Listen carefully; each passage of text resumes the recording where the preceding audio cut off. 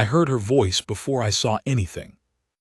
It came through the stone corridor, high and urgent, a sound my daughter rarely made because my daughter rarely spoke at all. 3 years had passed since her mother died, and in those 3 years, the little girl who used to fill every room with her laughter had gone almost entirely quiet. My advisors called it grief. My healer called it shock. I called it a thing I did not know how to fix, and so every evening I sat by her bed and read to her from the old moon stories until she slept, hoping that one night she would simply decide to speak again. She had not. So when her voice came tearing down the corridor, sharp and certain, and breathless with something I had never heard from her before, I was already moving before I understood the words. "Please, Papa, please save my mother. She is freezing to death." The 2 guards outside my study door stepped apart as I came through. I found my daughter, Saren, standing in the middle of the hall with her small boots leaving wet prints across the stone. She was trembling, and she had no cloak. Snow still dusted her dark hair from where she must have slipped outside, which she was not permitted to do alone, especially not in a storm like the one that had been hammering Ashenvale since morning. But none of that was what stopped me. It was the word. Mother. Saren had not used that word in 3 years. Not once. Not in the weeks after the funeral, not in the long, quiet months that followed, not in a single one of the moon stories we shared at bedtime. She had stopped saying it the night her mother was laid in the cold ground, and I had quietly, painfully accepted that perhaps she never would again. And yet here she stood, using it for a stranger. "Show me," I said. My voice came out low and steady, the voice I used in the war rooms and at the border councils, because that was the only voice I had left that did not crack when I looked at her face. She grabbed my hand with both of hers and pulled. She led me through the north corridor, past the kitchens where the fires were banked high against the cold, past the empty hall where the long feast table stood draped in cloth, and out through the servants' postern gate, a small iron door set into the palace wall that the kitchen staff used for deliveries. It was supposed to be latched from the inside. Saren had apparently unlatched it. The cold hit me like a fist.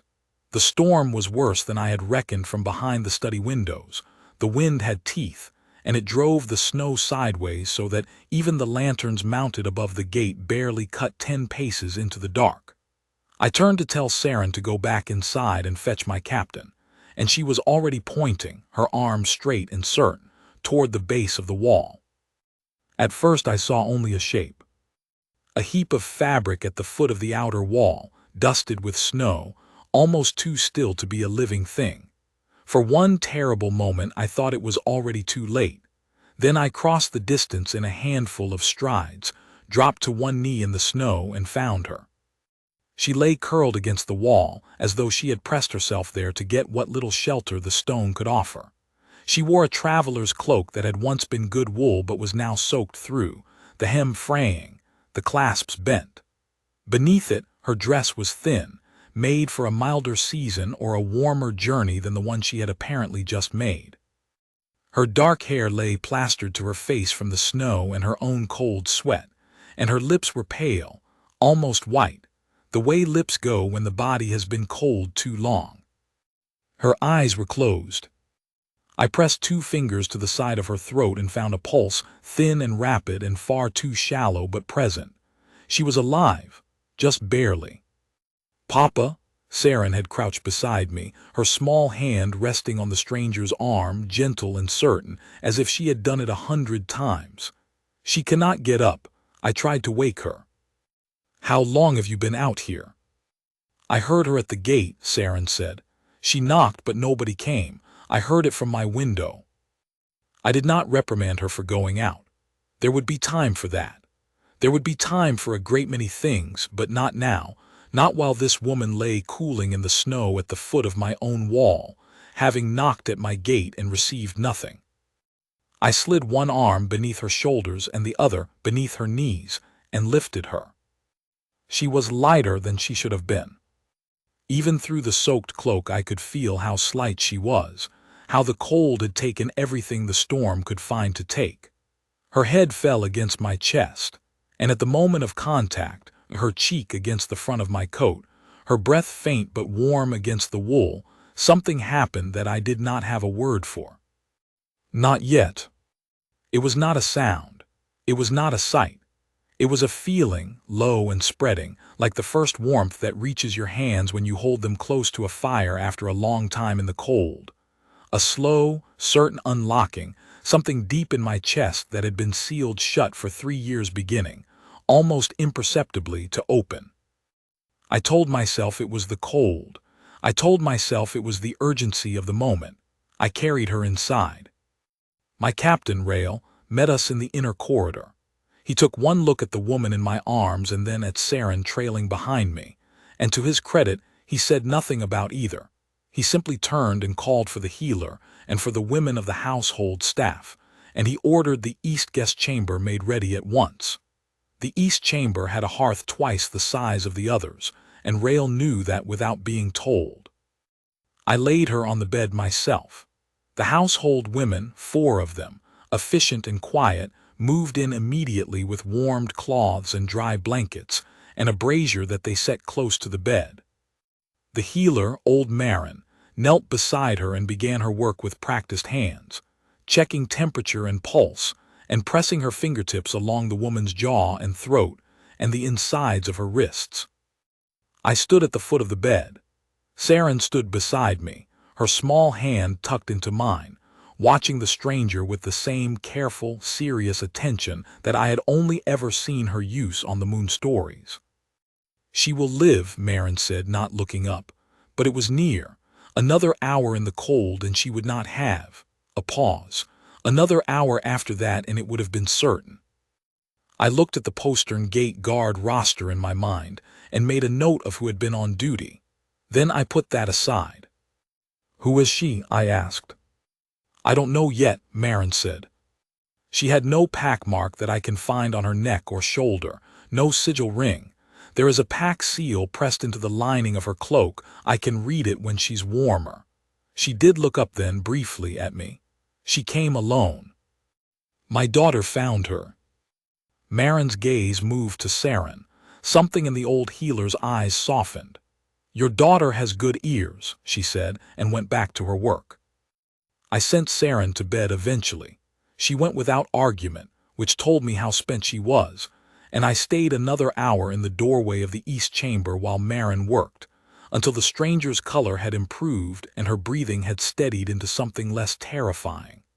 Then I went to my own chambers, and I sat at the window watching the snow come down, and I could not sleep. The feeling in my chest did not go away. I had been the Alpha King of Ashenvale for 11 years. I had taken that throne at 23, younger than anyone thought wise, and I had held it through 2 border wars, a drought, and a political restructuring that had cost me every ally I walked in with, and rebuilt something sturdier over a decade's worth of careful work. I was not a man who was easily unsettled. I had learned not to be. And yet I sat at that window until the storm quieted, and the first gray light of morning crept over the eastern ridge, turning things over in my mind that I had not turned over in 3 years. My first Luna Urin had been a good woman. We had been matched by the council when I was 26, and what we built between us was not the burning destiny of the old Moon stories, but it was real, a steady warmth, a partnership, a shared love for the small girl born in the 2nd year of our marriage. When Urin died of a sudden fever the winter before last, I grieved her honestly and deeply. And then I locked the door on that grief and went back to governing, because Ashenvale needed its king, and Saren needed her father, and neither of them had time for a man who sat at windows. I had not expected to sit at a window again. The woman's name was Wren. Marin found a thin band of marking cloth stitched inside the cloak lining, the kind that pack healers used to identify a patient in a crisis, a practice the northern packs had used for generations. It carried a name, a birth season, and a pack seal, the Ironfin pack, whose territory lay 2 days' hard ride to the west, down at the foot of the Gracebine Mountains. She woke on the afternoon of the second day. I was not there when she woke.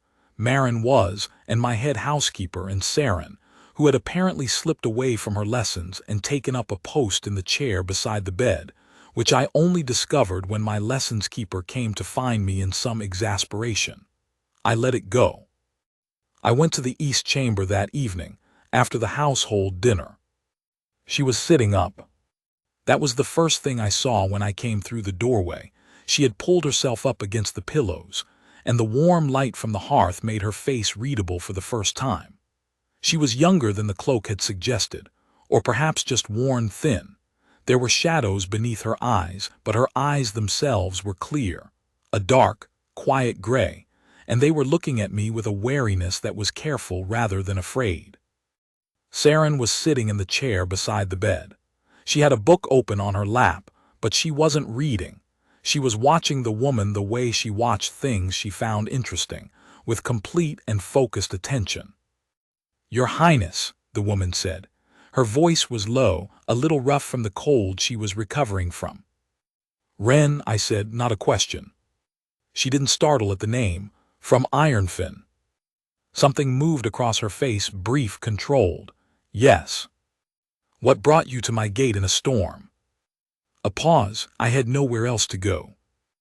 It was not the kind of answer that explained anything, and we both knew it. I crossed the room and sat in the other chair, the one Marin had left on the opposite side of the bed, and I waited. Outside, the storm had finally exhausted itself.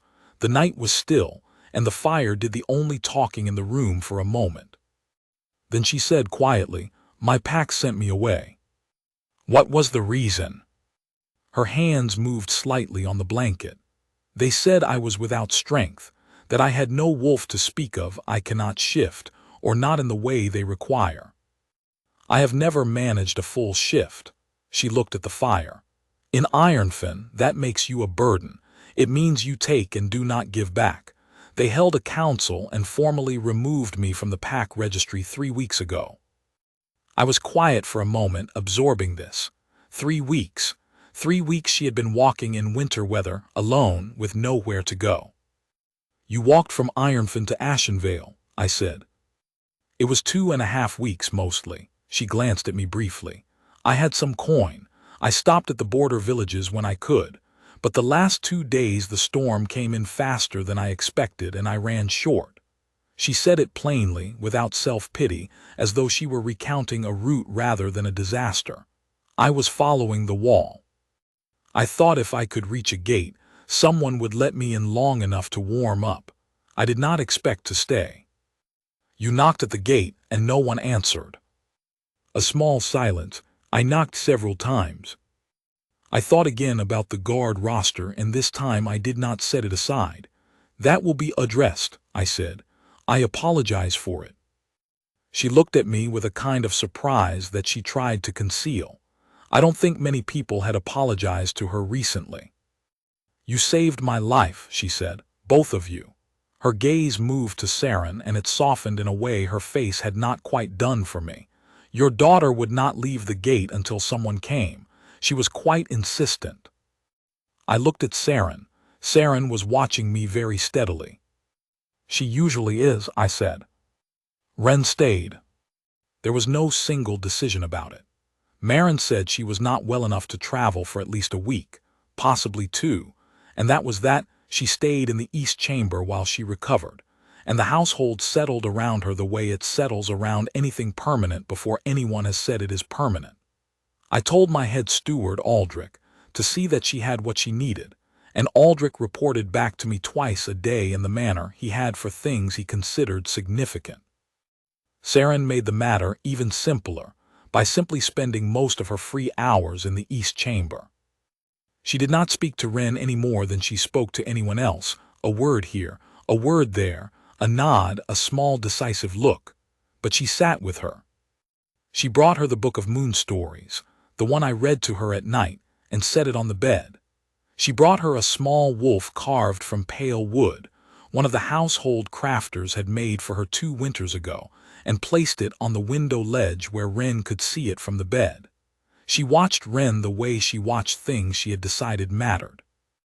On the third day, I went back to her chamber in the morning to check on her progress, which was something I told myself was merely the duty of a host toward a recovering guest. Marin was not there.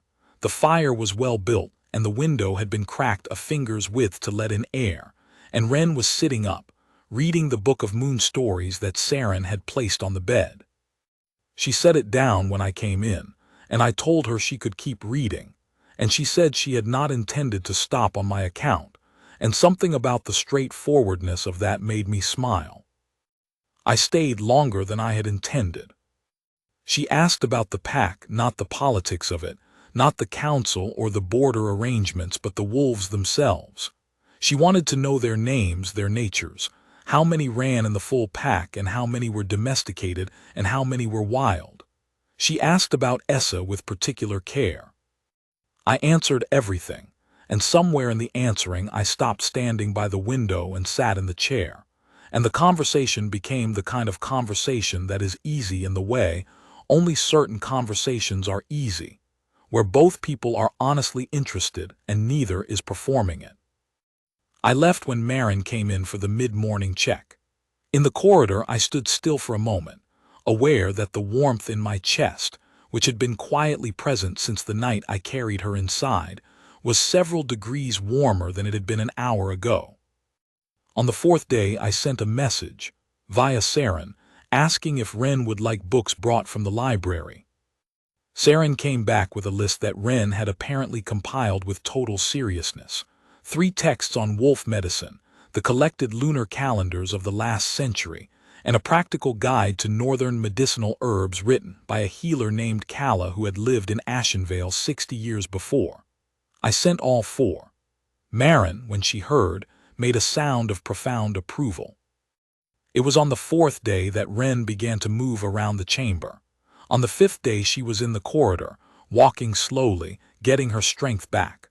On the 6th day Saren appeared at my study door in the morning and announced, without preamble, "Wren is in the kitchen garden. She is talking to the wolves."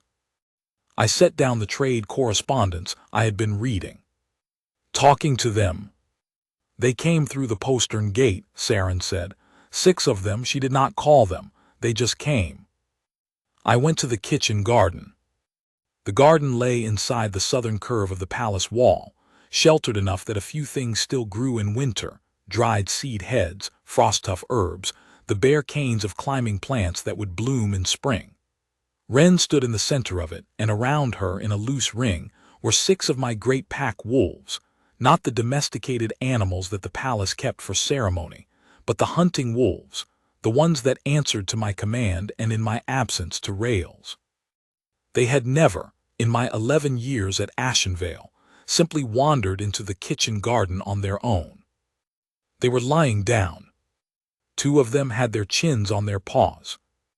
One of the older ones, a gray-muzzled female named Essa, who had been running with my pack for 9 years and who trusted almost nobody, had her enormous head pressed against Wren's leg. Wren's hand rested on Essa's neck, light and unhurried. She had not heard me come through the garden door.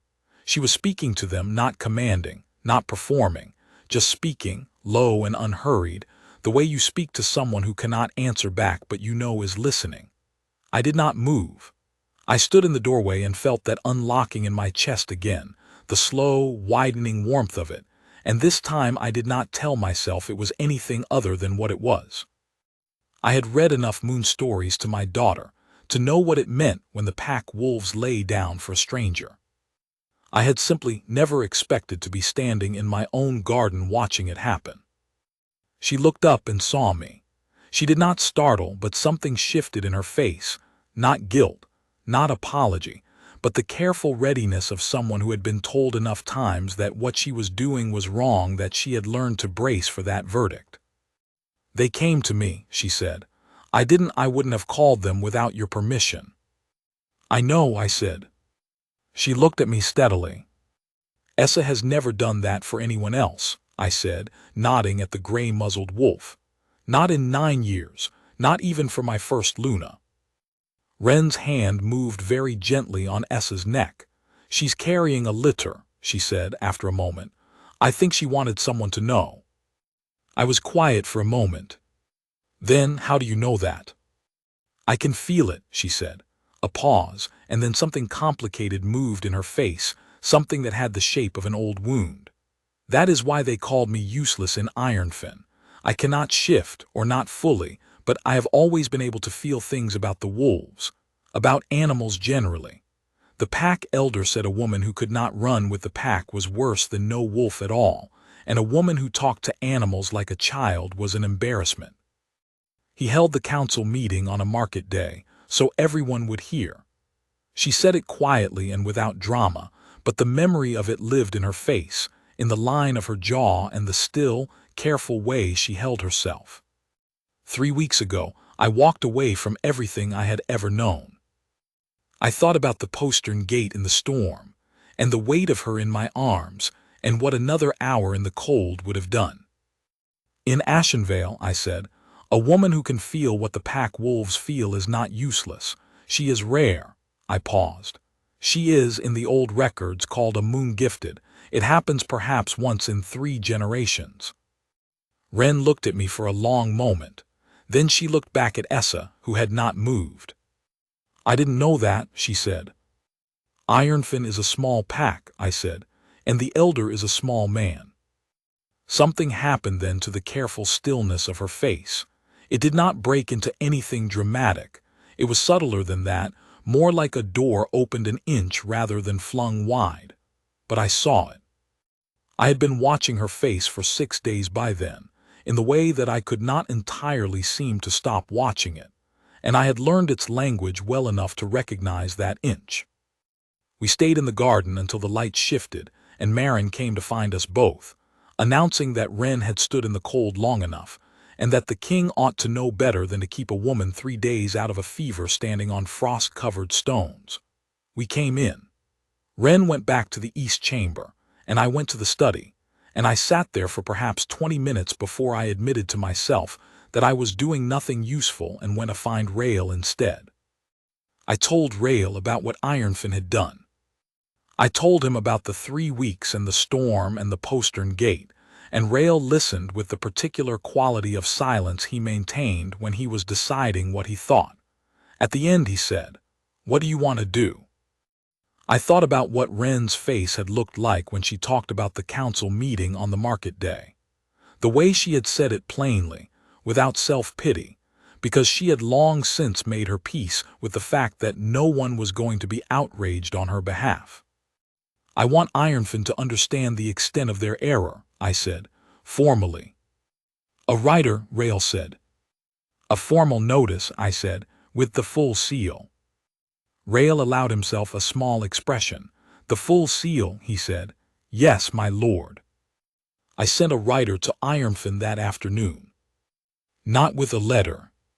With a formal notice, sealed with the Alpha King's mark, informing Elder Corvin of Ironfen that the woman formerly removed from his pack registry had been found within the territory of Ashenvale, and that all questions regarding her status were now a matter for the Alpha King's court to determine. Aldrich delivered the notice to the writer himself, which was unusual. Aldrich generally let lesser staff handle writers. He came to find me afterward with the careful expression he wore when he was about to say something he wasn't certain I wanted to hear. "My lord," he said, "there is the question of what we intend to do with her." "How's her?" I said. "She is moon-gifted, which makes her a resource of considerable value to the pack. We will find a proper role." "Yes," the pause. "And your daughter's attachment." I looked at him. "Saren called her mother," Aldrich said. "In the corridor when she came to you in the storm. The staff have heard it. There will be talk." "There is always talk," I said. "Manage it." Aldrich managed it in the way that Aldrich managed most things, efficiently and without visible effort.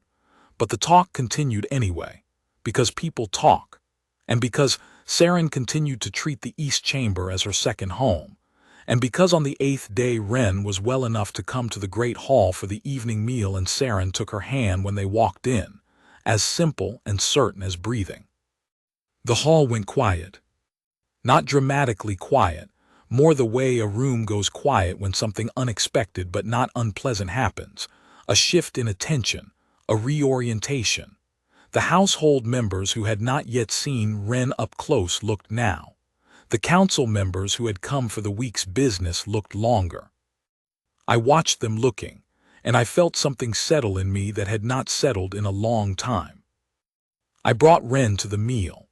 I seated her to my left, which was not the council seat but was not a servant's seat either, and when one of the junior council members, a man named Brund, who was young enough to be foolish and old enough to know better, made a remark under his breath to the man beside him, I heard it, and I let the silence after it do its work. Brund went quiet. Saren sat on my right as always. She ate with the focused attention she brought to everything, and every so often she would look across me to Wren, as though checking, as though making certain she was still there. The meal itself was unremarkable in the way that ordinary meals are unremarkable.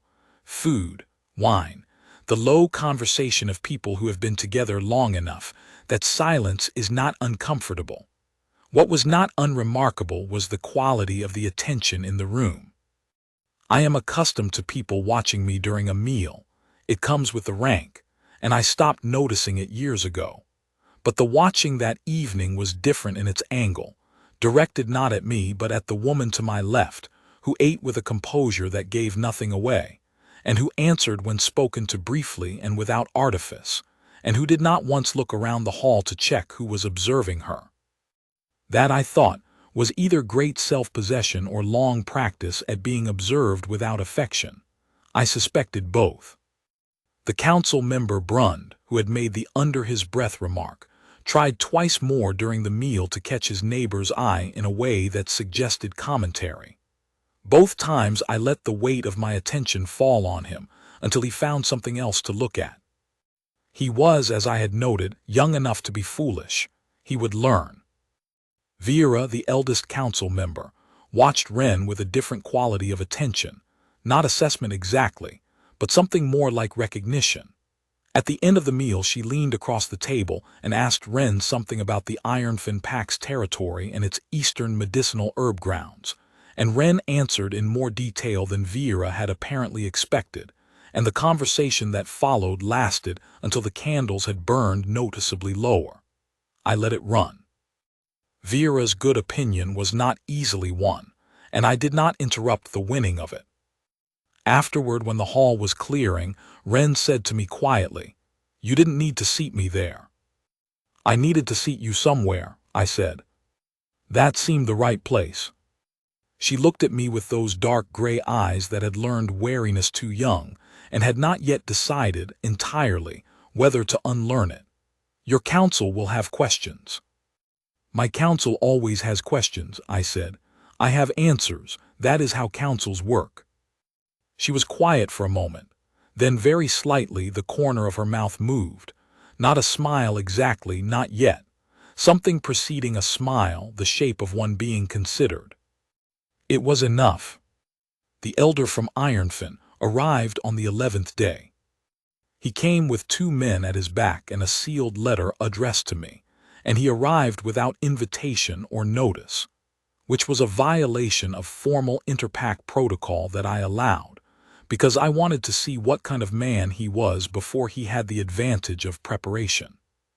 He was a man who was accustomed to being the tallest person in any room he entered, and who had built a significant portion of his authority on that. He was perhaps 55, broad-shouldered, with a graying beard and the look of a man who had not been seriously questioned in a long time. He read me quickly in the way that pack leaders read each other, power, rank, the set of the spine, and adjusted correctly for the fact that he was on my ground. He was not stupid, which was unfortunate because it meant he had come prepared. "My lord," he said with the correct bow, "I am grateful for the audience." "You didn't wait for one," I said pleasantly, "but you're here. What do you want, Elder Corvan?" A flicker, the woman Wren. She left Ironfin under a formal removal. The terms of removal include. I've read the Ironfin Pack Charter, I said.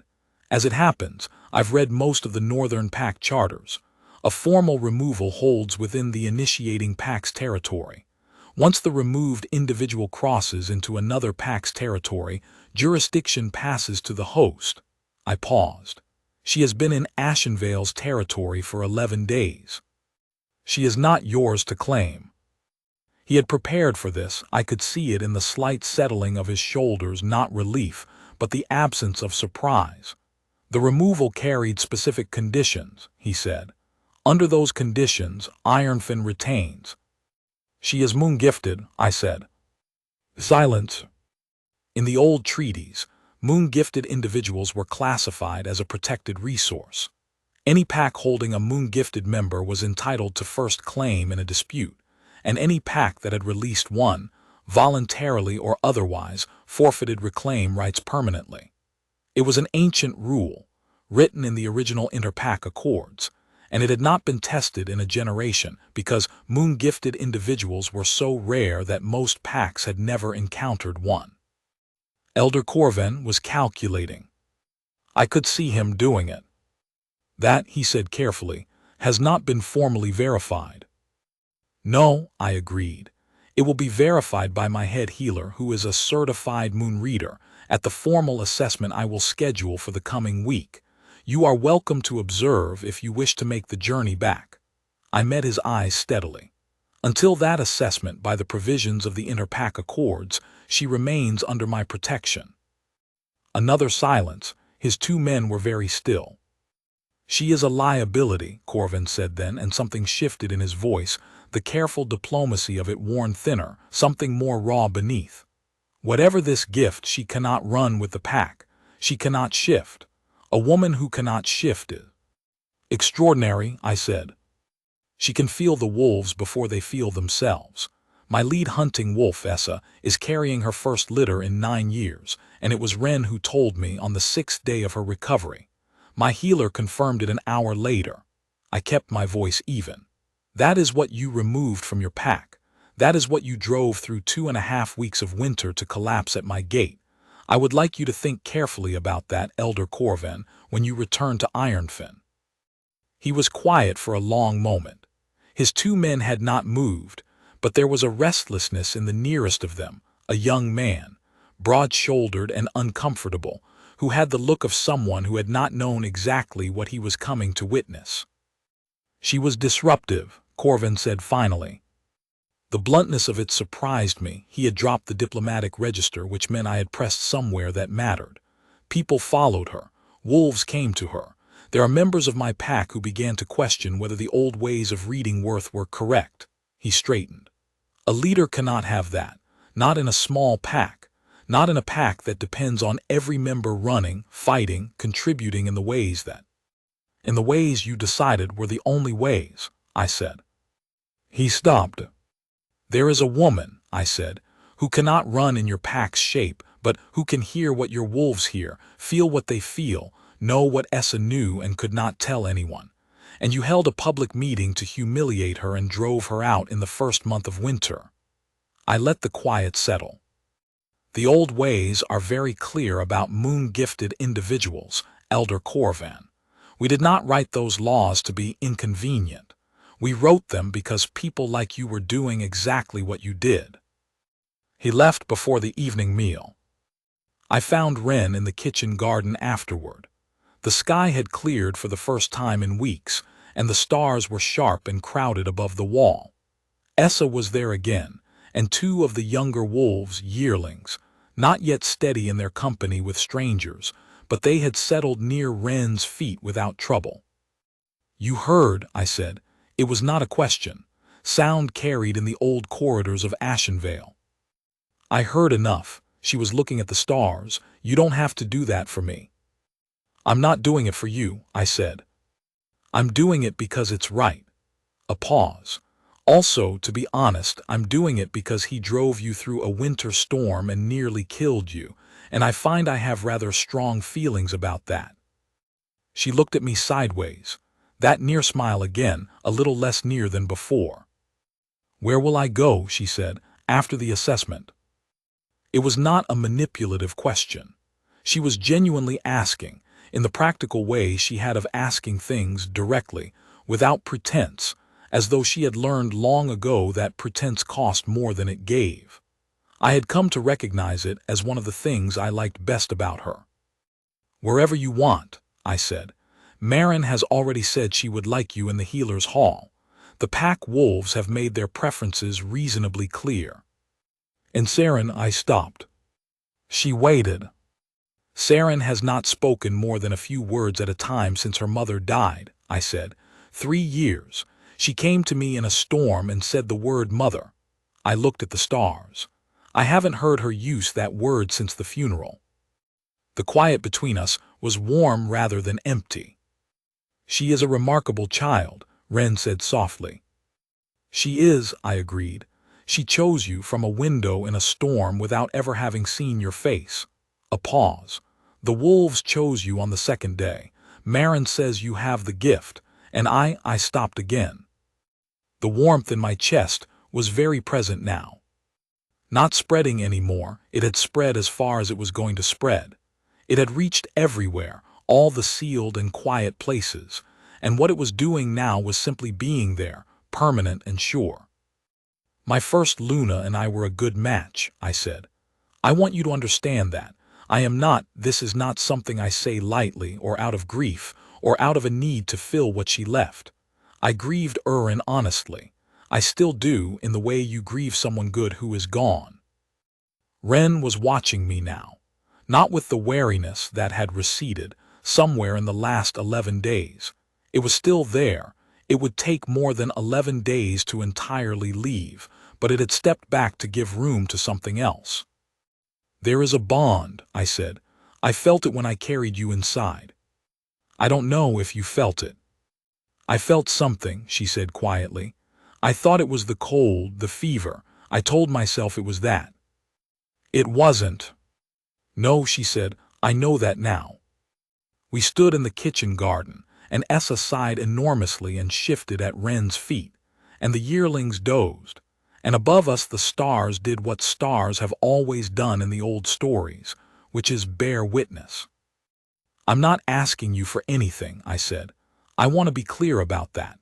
Whatever the assessment finds, whatever the council says, whatever Corvin argues, none of that obligates you. You were treated as though your worth was something other people got to measure. I don't intend to do the same thing in a different way. Your choice is your own." She did not answer immediately. She looked at the yearlings, who had curled against each other for warmth and were now deeply asleep at her feet. She looked at the stars. She looked at her own hands, and I did not rush her, because she was a person who needed space to be honest, and rushing her would only produce the polished answer rather than the real one. She said, "When I was younger, much younger, before Ironfin decided I was a liability, I used to think that the mate bond was something you felt all at once, like in the stories, a great flash of certainty." A pause. "I stopped believing in it eventually. It seemed like something that happened to other people, people who had the full shift, people the pack already valued." "And now," I said. She looked at me then steadily. "Now I think it is something you feel a little at a time," she said. "Not all at once, just more of it every day." I said nothing. The warmth in my chest agreed with her. She was quiet for a while. Then she said, "I have been walking alone for 3 weeks. Before that I was in a pack that looked through me. Before that," she paused, and there was a ghost of something in her face, some older hurt, which she chose not to name right then, and I did not press her. "I had forgotten what it felt like," she said, "to be in a place where someone was glad I was alive." "I am very glad you are alive," I said. "My daughter is spectacularly glad you are alive. My head-hunting wolf has apparently decided the matter is settled."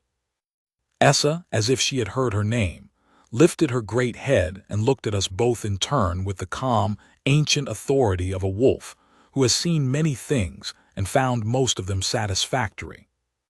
Ren laughed. I had not heard her laugh before that moment.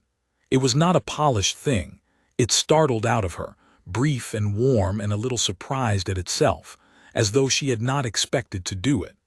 It changed her whole face. I stood in the kitchen garden and felt the warmth in my chest move towards something I did not quite have a word for, though I thought I was getting closer to finding one. The night before the assessment, I could not sleep again. It was becoming something of a pattern. I sat at the window of my chambers and watched the frost patterns on the glass, and I thought about the things I had not said to anyone, not even Rael, who was the person I was most likely to say things to. I thought about the fact that I had told Wren the bond was there, and she had said she had felt something too, and we had stood in the kitchen garden with stars above us and wolves at our feet, and the near smile on her face that was becoming, slowly, an actual smile. And then the household had called us both in for other things, and the days had continued to pass in the particular way that busy households have of making themselves unavoidable, and I had not said the full thing yet. I had said the beginning of it. In 3 days' time I would say the rest, provided the assessment confirmed what I already knew. I was not, in truth, uncertain about the assessment. Maren had told me the previous week, with the bluntness she reserved for things she considered settled, that she had not seen a moon response like Wren's since the old records described one, and that the formal test was a formality in the etymological sense. A thing done for the form of it, because the protocols required it, not because there was real doubt to resolve. What I was uncertain about was simpler and more private than that. I was uncertain about whether a woman who had spent 3 weeks walking through a winter storm, who had been formally stripped of her pack membership on a market day so that the humiliation would be public, who had arrived at a stranger's gate and received no answer, whether such a woman would choose to stay, once the choice was fully hers. I thought she would. I thought the kitchen garden was the answer, and the conversation, and the way she had said I have been walking alone, with the particular inflection of someone who is beginning, cautiously, to use the past tense about a thing. But I also knew that I wanted it to be her choice, cleanly and entirely, without the weight of my rank or my need tilting the scale. And so I sat at the window and waited for morning with the patience I had learned in 11 years of governing a northern pack, which is the patience of a man who has learned that the things most worth having cannot be commanded. The formal moongift assessment took place 6 days later. Maren conducted it in the healer's hall, which was the official setting for such things, and she asked me to be present as a witness, which was also the official arrangement. 3 council members came as secondary witnesses. Rael, who was there because he was always where he was needed, old Councillor Vera, who was the eldest member of my council and the one most likely to understand what she was seeing, and Brund because I wanted him to see it, and because I thought it would do him good.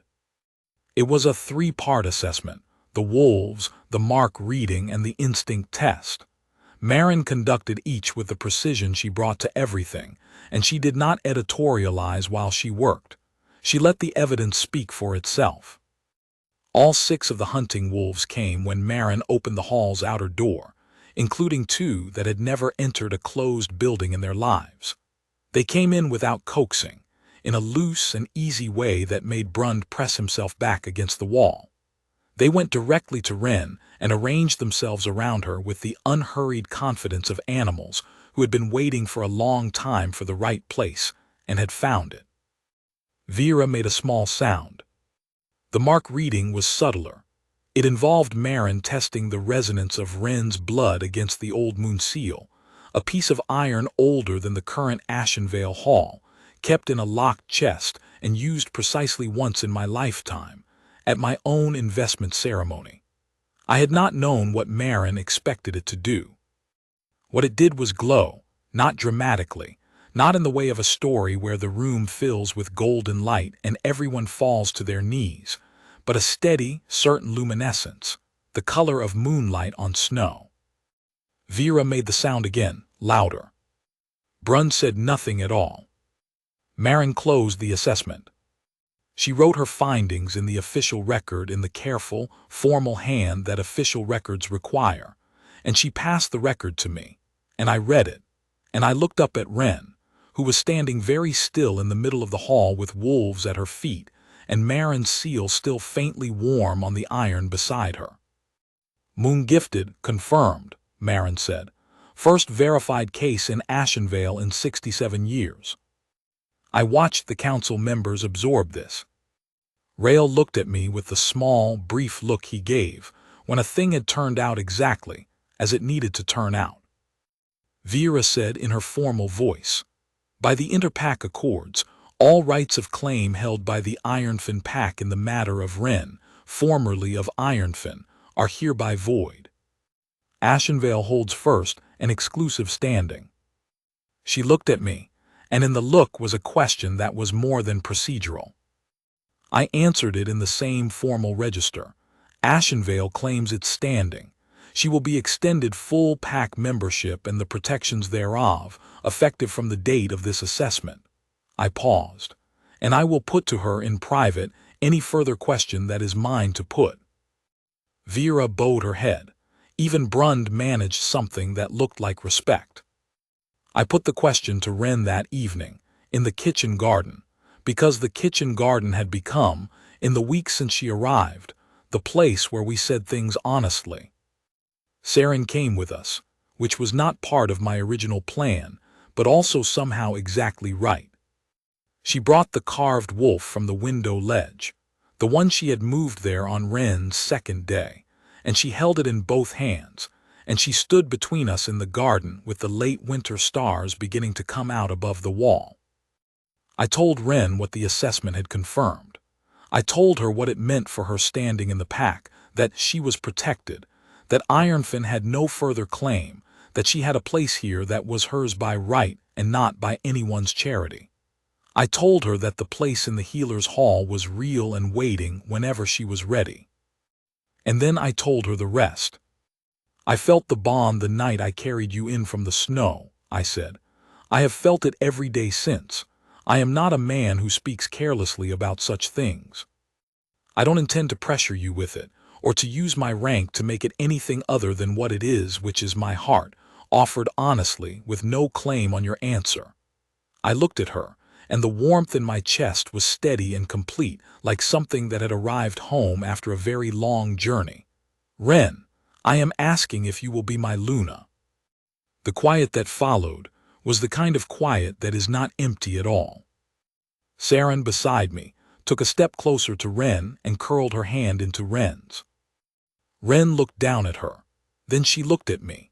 Her eyes were bright in the cold night air, and the wariness in them was not gone, not entirely. It would take a long time to go entirely, and I knew that, and I was prepared to be patient, but it had moved aside for something else. Something that was new to her face, something I had been watching come in slowly over the past 3 weeks, the way the light comes back after a long winter.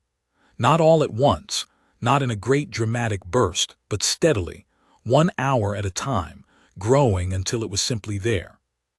"Yes," she said. Saren made a sound. It was a small sound, a word, 3 letters, and it came out of her with a naturalness and a certainty that stopped the world for a moment.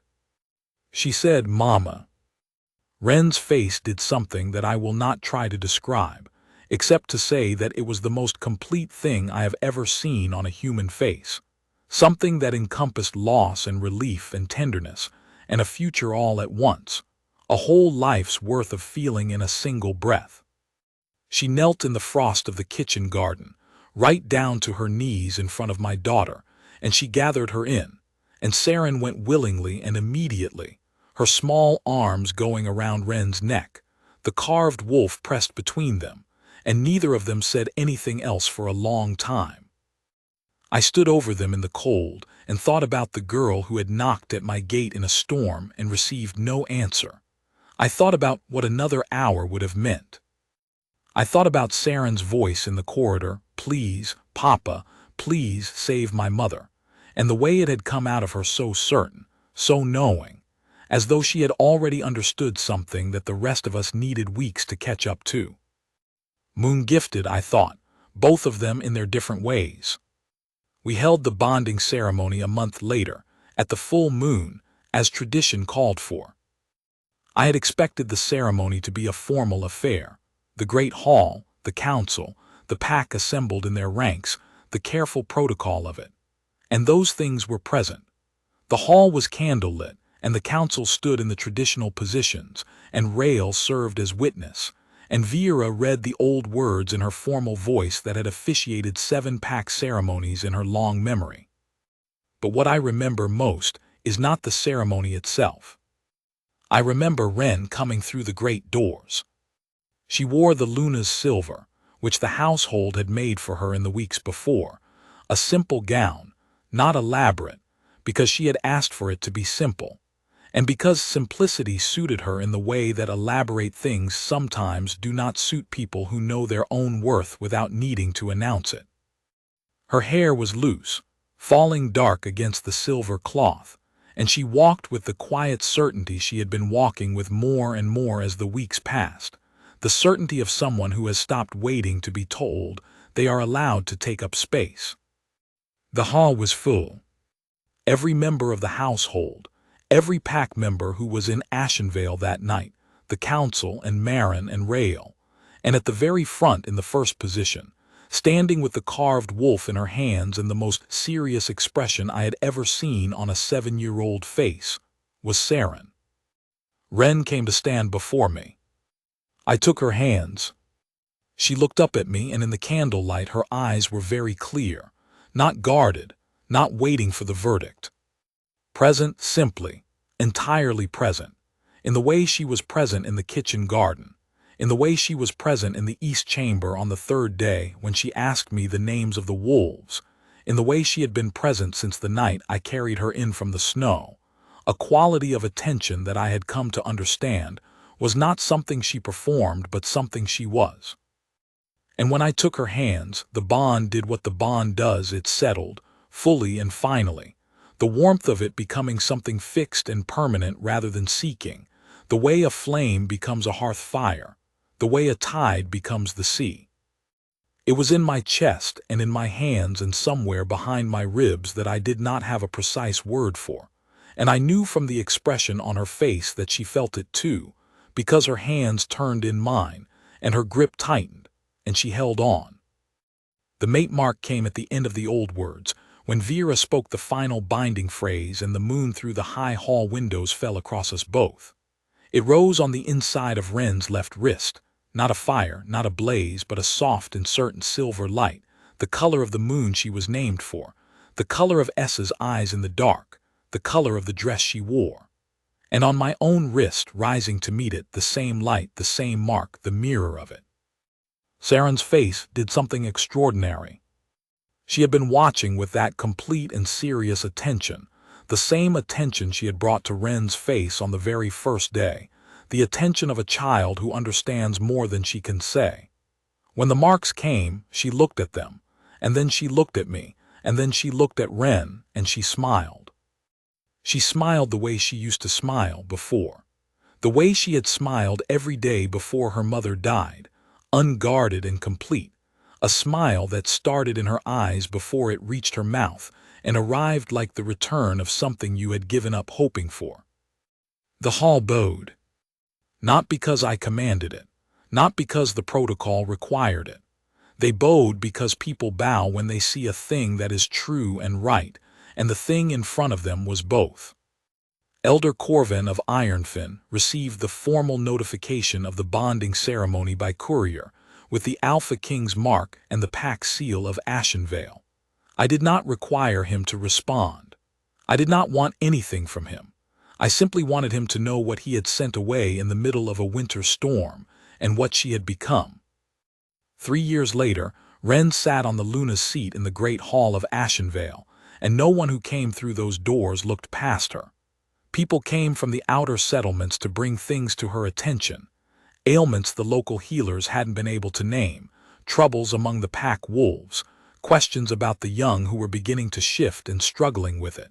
She answered all of them. She was not soft-spoken in the way people sometimes mean by that phrase, meaning uncertain, meaning easily moved aside. She was soft-spoken the way deep water is still on the surface. There was a great deal of current beneath it, and it went where it chose. The wolves adored her without reservation. The pack members who had been skeptical in the early weeks were not skeptical any longer. The wolves' judgment in these matters in Ashenvale carried a weight that no council vote could match, and the wolves had made their judgment on Wren's second day and had not revised it since. No one counted her as lesser. No one held a council meeting to discuss her worth on a market day so everyone would hear the verdict. What they heard now when they came into the hall was her, calm and unhurried and precise, talking to the wolves that had taken up a permanent residence in the corridor outside the healer's hall, or to the pack members who had learned that she listened without judgment, or to Saren, who by then was talking the way she used to talk, in the full and continuous and sometimes exhausting way of a child who has decided the world is worth addressing again. Marin retired the spring after the bonding. She named Wren as her successor in the healer's hall, which nobody argued with, because Marin never did anything without being certain, and because Wren had already quietly become indispensable to everyone who knew that she was there. Essa's litter came in late spring. 7 pups, healthy and enormous, who caused considerable difficulty for about 4 months and then grew into pack wolves of exceptional quality. The oldest of them, a gray female that Saren named after the moon, slept at Wren's feet for the rest of her life. Elder Corvin of Ironfin received the formal notification of the bonding ceremony by courier, with the Alpha King's mark and the pack seal of Ashenvale. I did not require him to respond. I did not want anything from him. I simply wanted him to know what he had sent away in the middle of a winter storm and what she had become. He did respond in the end, a short letter, formal and stiff, that said very little. But Rael, who had contacts in the Western packs, told me some months later that Corvin had quietly revised the Ironfin assessment criteria for pack membership. I did not ask whether it was conscience or caution that drove him. Either seemed sufficient. I think often about the night Saren came running through the corridor, her small boots leaving wet prints on the stone, and used a word she hadn't used in 3 years to tell me about a stranger at the gate. I think about what it cost Saren to walk outside in a storm, unafraid and certain, because she had heard a sound from her window and known, the way moon-gifted children know things, the way she has always known things, that the sound mattered, that the person at the gate mattered, that something was waiting outside the wall that she could not let the storm take. She knew before I did. She always knows before I do. It is one of the things about her that I have stopped being surprised by and simply learned to trust. Some evenings, when the hall is quiet and the fire is low and Saren has gone to bed, Wren and I sit together in the kitchen garden the way we sat there in those early weeks, when everything was still uncertain and new. Essa is old now, gray from nose to tail, slower, but no less certain in her preferences, and her preference remains the spot beside Wren's feet. The stars above the wall are the same stars they have always been. Wren took my hand one of those evenings and said, without any particular ceremony, "I used to think that being without a pack was the worst thing that could happen to a person." "And now?" I asked. She thought for a moment, with the careful honesty she brings to everything. "Now I think the worst thing would be to have been at the wrong gate," she said, "to have knocked somewhere else, to have not been found." I held her hand and thought about the postern gate and a child at a window, and the word mother spoken in a corridor by a voice I had almost forgotten could speak. "You were found," I said. "I was found," she agreed, and her hand tightened in mine. And above us the stars were bright and crowded and completely indifferent to the fact that they were doing the same thing they always do in the old moon stories. Which is to say, they were bearing witness. They always bear witness.